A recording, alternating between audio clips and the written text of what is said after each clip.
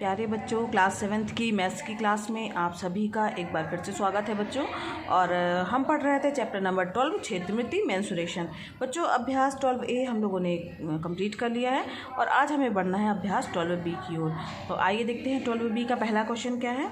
तो पहला क्वेश्चन है बच्चों, जो ये आकृति दी हुई है 12.10, ये जो दिख रही है आपको आकृति, इसमें अंदर वाले आयत की लंबाई और चौड़ाई ज्ञात करना है। ठीक है, तो यहाँ पर देखिए बच्चों, बाहर वाले आयत की लंबाई चौड़ाई दी हुई है। यहाँ पर 30 मीटर इसकी क्या है, ये हो गई लंबाई, और यहाँ पे इसकी चौड़ाई कितनी दी हुई है, 20 मीटर दी हुई है। ठीक है, तो यहाँ पर ये जो इसके बीच वाला जो है क्षेत्र है, इसको 2 मीटर बताया गया है। मतलब चारों ओर 2 मीटर का एक जो है वो भाग जो है छुटा हुआ है। तो यहाँ पर हमें अंदर वाले आयत की लंबाई और चौड़ाई ज्ञात करनी है। तो जो अंदर वाला आयत होगा बच्चों, तो ये देखिए, ये यहाँ से यहाँ तक की दूरी कितनी है, 20, और ये यहाँ से यहाँ तक की दूरी कितनी है, 2 मीटर, ये भी 2 मीटर है। तो हमें अगर इसकी यहाँ से यहाँ तक के बीच की दूरी अगर हमें चाहिए है, तो क्या करेंगे हम, 20 में से यहाँ वाला 2 और यहाँ वाला 2, इन दोनों को घटाएंगे, या 20 में से इन दोनों को जोड़ देंगे 2 और घटा देंगे। इसी तरीके से हम इस तरफ भी करेंगे। ये जो इसकी लंबाई 30 दी हुई है, 30 मीटर की, तो यहाँ पर 30 दिया हुआ है। अब 30 में से ये 2 मीटर घटेगा और ये 2 मीटर घटेगा, यानी 30 - 4 हो जाएगा। आइए देखते हैं इसे कैसे हल करेंगे। तो सबसे पहले बच्चों आप लिखिएगा अंदर वाले आयत की लंबाई। अब लंबाई जो है वो कितनी हो जाएगी, जो 30 थी, ठीक है, लंबा 30 मीटर तो बाहर वाला है, और उसमें से जो 2 मीटर की पट्टी है वो घट जाएगी, और जो दूसरा वाला 2 मीटर है वो भी घट जाएगा। तो 30 - 2 + 2 यानी 30 - 4, यानी कितना आंसर आ जाएगा आपका, 26 मीटर। ठीक है, समझ में आ गया।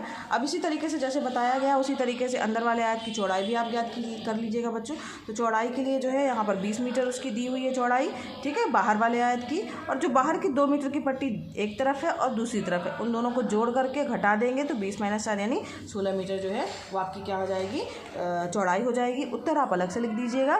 यहाँ पर उत्तर हो गया ये आपका। अतः अंदर वाले आयत की लंबाई 26 मीटर और चौड़ाई कितनी होगी, 16 मीटर होगी। ठीक है, समझ में आ गया। आगे बढ़ते हैं। दूसरा प्रश्न है बच्चों, आकृति 12.11 में बाहर वाले आयतन की लंबाई और चौड़ाई हमें ज्ञात करना है। तो जो ये देखिए बाहर वाला आयत की लंबाई चौड़ाई ज्ञात करनी है। तो अंदर वाले की दी हुई है 25 मीटर, ये दी हुई है लंबाई, और चौड़ाई 15 मीटर दी हुई है, और बाहर 3 मीटर का जो है वो एक दूरी रखते हुए एक बड़ा आयत खींचा गया है, और हमें बाहर वाले आयत की लंबाई चौड़ाई ज्ञात करनी है। तो यहाँ ध्यान दीजिए बच्चों, अब इसमें आप क्या करेंगे, 25 मीटर जो है यहाँ से यहाँ तक की दूरी है, उसमें हम 3 मीटर ये वाले जोड़ देंगे और 3 मीटर ये वाले जोड़ देंगे, यानी 25 में 6 जोड़ेंगे तो आ जाएगा हमारा 25 - 6 करेंगे, यानी 31 मीटर क्या हो जाएगी, हमारी लंबाई हो जाएगी। इसी तरीके से आप चौड़ाई भी ज्ञात कर लीजिएगा। 15 जो ये 15 मीटर यहाँ से यहाँ तक की है, उसमें 3 मीटर और जोड़िएगा, और यहाँ का 3 मीटर जोड़िएगा, यानी 15 - 6 हो जाएगा। ठीक है, तो यानी 21 मीटर क्या हो जाएगी, इसकी चौड़ाई हो जाएगी। तो इस तरीके से ये आपका होमवर्क है, इसको कर लीजिएगा। समझ में आ गया होगा कैसे करना है। आगे बढ़ते हैं प्रश्न नंबर 3 की ओर बच्चों। तीसरा प्रश्न है, आकृति 12.12 में बने छायांकित रास्ते की चौड़ाई 3 मीटर है। ठीक है, ये 12.12 यानी जो चौड़ा रास्ता है, इसकी कितनी दी हुई है, यहाँ से यहाँ तक की दूरी 3 मीटर दी हुई है। बड़े आयत से घिरे क्षेत्र, छोटे आयत से घिरे क्षेत्र और रास्ते का क्षेत्रफल ज्ञात करके रिक्त स्थानों की पूर्ति करनी है हमें। ठीक, तो यहाँ पर हमें ज्ञात करना है कि बड़े आयत से घिरे क्षेत्र का जो क्षेत्र है उसका क्षेत्रफल क्या होगा, छोटे आयत का क्षेत्रफल क्या होगा, और छायांकित रास्ते का क्षेत्रफल कितना मीटर आएगा। ठीक है, तो यहाँ पर देखिए हमारे पास में क्या दिया हुआ है, ये जो बड़ा वाला रास्ता, बड़ा आयत है, बड़ा आयत जो है उसकी लंबाई कितनी हो गई, 20 मीटर, चौड़ाई कितनी हो गई बच्चों, 10 मीटर। तो इसका क्षेत्रफल क्या हो जाएगा, लंबाई गुणा चौड़ाई। आप अलग से ऐसे लिखिएगा। तो बच्चों यहाँ पर आप सबसे पहले बड़े आयत की लंबाई चौड़ाई लिख लेंगे। तो आयत का क्षेत्र, बड़े आयत का जो बड़े आयत है, बड़े आयत का क्षेत्रफल क्या हो जाएगा, आयत का क्षेत्रफल का फार्मूला क्या होता है बच्चों, लंबाई गुणे चौड़ाई, लंबाई गुणे चौड़ाई। ठीक है, तो ये लंबाई गुणे चौड़ाई करेंगे, लंबाई कितनी है, 20 गुणे चौड़ाई 10, यानी 20 गुणे 10 यानी 200 मीटर स्क्वायर। ठीक, तो पहले वाले फिल इन द ब्लैंक्स में आप क्या भरेंगे, 200 मीटर स्क्वायर। यहाँ पर क्या हो जाएगा, 200 मीटर स्क्वायर। ठीक है, अब नेक्स्ट वाले प्रश्न में जाते हैं। छोटे आयत से घिरे क्षेत्र का क्षेत्रफल हमें ज्ञात करना है। तो छोटा आयत जो ये हमारा दिया हुआ है, क्योंकि यहाँ पर जो 3 मीटर की जो है वो क्या है, रास्ते की चौड़ाई वाली एक जो है छायांकित पट्टी दिख रही है, ये छायांकित वाला भाग दिख रहा है। तो 3 मीटर इधर कम हो जाएगा और 3 मीटर इधर कम हो जाएगा। तो यहाँ से 10 मीटर में से 3 मीटर जो है वो कम हो जाएगा, जिस तरीके से पहले के हम 2 प्रश्न किए हैं। तो इसकी जो है छोटे आयत की लंबाई और चौड़ाई हम निकाल लेंगे इसी तरीके से घटा करके। ये भी 3 मीटर है और ये भी 3 मीटर है। तो आइए देखते कैसे करेंगे। सबसे पहले ज्ञात करेंगे छोटे आयत की लंबाई, ठीक है। तो उसके छोटे आयत की लंबाई बराबर क्या हो जाएगी, वो 20 मीटर माइनस और जो 3 मीटर की पट्टी है वो हो जाएगा 3 + 3 इक्वल टू क्या आ जाएगा 20 - 6, 20 में से 6 गए यानी 14 मीटर इसकी लंबाई हो गई, ठीक है। तो अब इसी तरीके से इसकी चौड़ाई ज्ञात कर लेंगे। छोटे आयत की चौड़ाई क्या हो जाएगी, अब चौड़ाई जो है वो कितनी दी हुई है 10 मीटर। तो 10 में से बड़े वाले की 10 दी हुई है और 3 मीटर की पट्टी है, तो 10 इसमें से घटेगा, तो 10 - 6 बराबर कितना आ जाएगा 4 मीटर। तब अब इसी तरीके से आयत का क्षेत्रफल ज्ञात कर लेंगे। तो छोटे आयत का क्षेत्रफल बराबर क्या हो जाएगा, लंबाई गुणे चौड़ाई, ठीक है। लंबाई गुणे चौड़ाई बराबर क्या हो जाएगा, यहाँ पर 14 × 4, ठीक। तो यहाँ पर 14 चौको 56 मीटर स्क्वायर, ठीक। तो यहाँ पर दूसरा फिल इन द ब्लैंक क्या आएगा 56 मीटर स्क्वायर। यहाँ पर आप क्या लिख देंगे 56 मीटर स्क्वायर, ठीक है। अब तीसरा है छायांकित रास्ते का हमें क्षेत्रफल ज्ञात करना है। तो छायांकित रास्ते का क्षेत्रफल क्या होगा, जो बड़े आयत का क्षेत्रफल है और उसमें से छोटे आयत का क्षेत्रफल घटा देंगे बच्चों, तो छायांकित रास्ते का क्षेत्रफल ज्ञात हो जाएगा। तो छायांकित रास्ते का क्षेत्रफल क्या होगा, बड़े आयत का क्षेत्रफल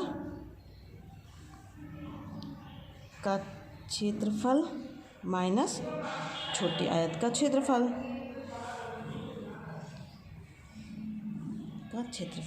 ठीक है। अब इसमें से घटा दीजिए।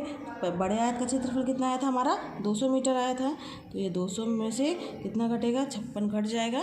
तो इसमें से घटाइए, यहाँ पर 10 में से 6 गया 4, यहाँ पर 9 में से 5 गया 4 यानी और यहाँ पर 200 है तो एक बचा 144 मीटर स्क्वायर। तीसरा रिक्त स्थान में आप क्या भरेंगे 144 मीटर स्क्वायर, यहाँ पर भर दीजिए 144 मीटर स्क्वायर, ठीक है। समझ में आ गया होगा किस तरीके से हल किया गया है। नेक्स्ट प्रश्न की ओर बढ़ते हैं बच्चों। एक हाल की लंबाई 20 मीटर और चौड़ाई 8 मीटर है। इसकी दीवारों के चारों ओर फर्श पे 2 मीटर चौड़ाई का संगमरमर लगा हुआ है। अपनी अभ्यास पुस्तिका पर एक रफ चित्र बना करके संगमरमर लगे फर्श का हमें क्षेत्रफल ज्ञात करना है, ठीक है। तो हाल की लंबाई दी है, चौड़ाई दी हुई है और दीवारों के चारों ओर 2 मीटर चौड़ाई का जो है संगमरमर का फर्श लगा हुआ है। तो हमें उसका संगमरमर में लगे फर्श का क्षेत्रफल ज्ञात करना है। बच्चों देखो इस तरीके से इसका चित्र बनेगा। यहाँ पर 8 मीटर जो इसकी चौड़ाई है, लंबाई कितनी दी हुई है 20 मीटर दी हुई है और 2 मीटर की जो है वो चारों ओर क्या है वो पट्टी बनी हुई है, ठीक है। 2 मीटर चौड़ाई का जो है वो संगमरमर लगा हुआ है। तो सबसे पहले हम इसमें क्या ज्ञात करेंगे बच्चों, बाहरी क्षेत्रफल ज्ञात करेंगे। तो हाल का बाहरी क्षेत्रफल क्या हो जाएगा, हाल का बाहरी क्षेत्रफल बराबर क्या हो जाएगा लंबाई गुणे चौड़ाई। तो लंबाई कितनी दी हुई है ये, ठीक है। यहाँ पर सूत्र चाहे तो लिख दीजिए लंबाई गुणे चौड़ाई। तो लंबाई कितनी दी हुई है 20 मीटर दी हुई है, चौड़ाई कितनी दी हुई है ये 8 मीटर दी हुई है। 20 × 8 का मतलब हुआ 160 मीटर स्क्वायर। ये हो गया हमारे पास में बाहरी क्षेत्र का क्षेत्रफल ज्ञात हो गया। और जब दीवार के चारों ओर जो फर्श है उसमें 2 मीटर का क्या लगा हुआ है संगमरमर लगा हुआ है ना। तो अब यहाँ पर 2 मीटर का संगमरमर लगा हुआ बच्चों। तो हम सबसे पहले क्या ज्ञात करेंगे, ये अंदर वाले जो है इसका क्षेत्रफल ज्ञात करेंगे। जो अंदर आयत बन रहा है ना इसका क्षेत्रफल ज्ञात करेंगे। फिर जो 2 मीटर का ये संगमरमर लगा हुआ इसका हमें क्षेत्रफल चाहिए है। तो बाहर वाले जो है बाहरी जो आयत है उसके क्षेत्रफल में से अंदर वाले आयत के क्षेत्रफल को घटा देंगे। तो ये जो पट्टी वाली जो संगमरमर की लगी हुई है इसका क्षेत्रफल हमें ज्ञात हो जाएगा। तो अब यहाँ पर सबसे पहले हम क्या ज्ञात करेंगे, अंदर वाले आयत का क्षेत्रफल, ठीक है। इस तरीके से पहले के प्रश्नों को हम लोगों ने किया है उसी तरीके से करना है। तो क्षेत्रफल इसका क्या हो जाएगा, अब अंदर वाले आयत का क्षेत्रफल इसका फार्मूला वही लंबाई गुणे चौड़ाई हो जाएगा। अब इसके लिए लंबाई क्या हो जाएगी बच्चों, इसके लिए लंबाई जो है ये जो 20 मीटर है पूरी, ठीक। अब यहाँ से यहाँ तक तो 20 मीटर है, लेकिन इसके लिए अंदर वाले के लिए कितनी होगी, ये 2 मीटर और ये 2 मीटर घट जाएगा। यानी क्या हो जाएगी लंबाई 20 माइनस, ठीक है 2 + 2, ठीक। अब यहाँ पर ये अंदर वाले आयत का लंबाई हो गया। अब चौड़ाई क्या होगी बच्चों, चौड़ाई क्या हो जाएगी इसकी अब चौड़ाई जो है वो 8 मीटर है, इसमें से ये 2 मीटर घट जाएंगे, यानी 8 माइनस 2 धन 2, यानी क्या हो जाएगा 20 माइनस 4, और ये 8 माइनस 4, 20 में से 4 गया, 20 में से 4 गया, आ गया 16 गुणे 8 में से 4 गया 4, यानी 64 मीटर स्क्वायर। ठीक है, 16 चौको 64, 64 ये अंदर वाले आयत का क्षेत्रफल हो गया। अब हमें चाहिए है जो बाहरी संगमरमर की जो पट्टी लगी हुई है 2 मीटर वाली, उसका क्षेत्रफल। तो आप लिखिएगा संगमरमर लगे फर्श का क्षेत्रफल, संगमरमर लगे फर्श का क्षेत्रफल बराबर हाल का बाहरी क्षेत्रफल, बाहरी क्षेत्रफल माइनस अंदर आयत का क्षेत्रफल।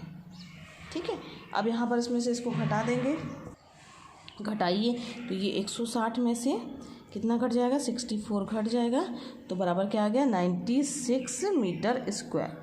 तो ये हो गया हमारा संगमरमर लगे फर्श का क्षेत्रफल, यानी जो 2 मीटर चौड़ी जो है संगमरमर की पट्टी है उसका क्षेत्रफल ये होगा। ठीक है बच्चों, आगे बढ़ते हैं नेक्स्ट प्रश्न की ओर।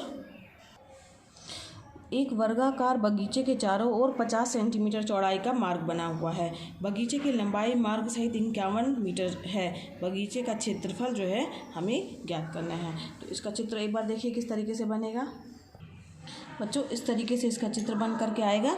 ये यहाँ से 51 मीटर है और ये 50 सेंटीमीटर है। ठीक है, लंबाई जो है वो कितनी हो जाएगी 51 मीटर हो गई।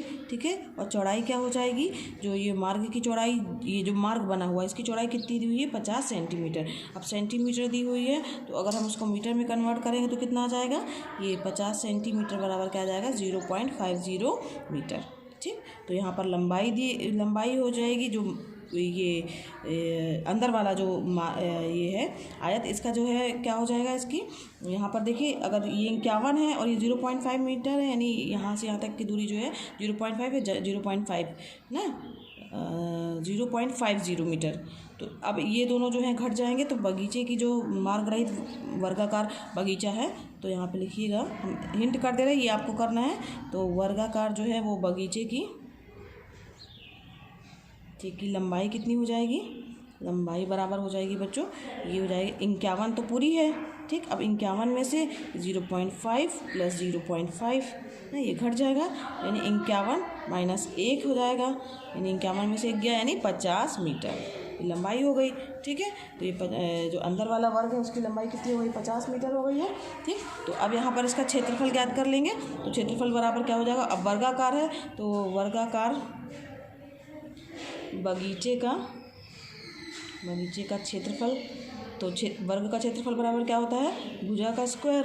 ठीक है, भुजा का स्क्वायर यानी घाते 2 है ये। ठीक है, भुजा का स्क्वायर।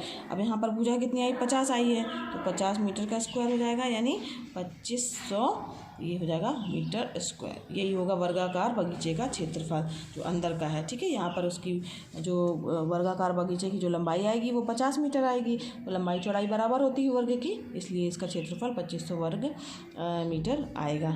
तो बच्चों आज ये प्रश्नावली यहीं पर ख़त्म हुई, अभ्यास 12B। और अगर बच्चों वीडियो पसंद आया हो, तो पढ़ाना पसंद आ रहा हो तो वीडियो को लाइक कीजिएगा। चैनल पर नए हैं बच्चों तो चैनल को सब्सक्राइब कीजिए। और ये वीडियो क्लासेस बच्चों एकदम फ्री है, निःशुल्क हैं, तो आप भी इसका लाभ लीजिए, दूसरे बच्चों को भी शेयर कीजिए ताकि वो भी इसका लाभ ले सकें। और धन्यवाद बच्चों, मिलते हैं नेक्स्ट वीडियो क्लास में नए चैप्टर के साथ।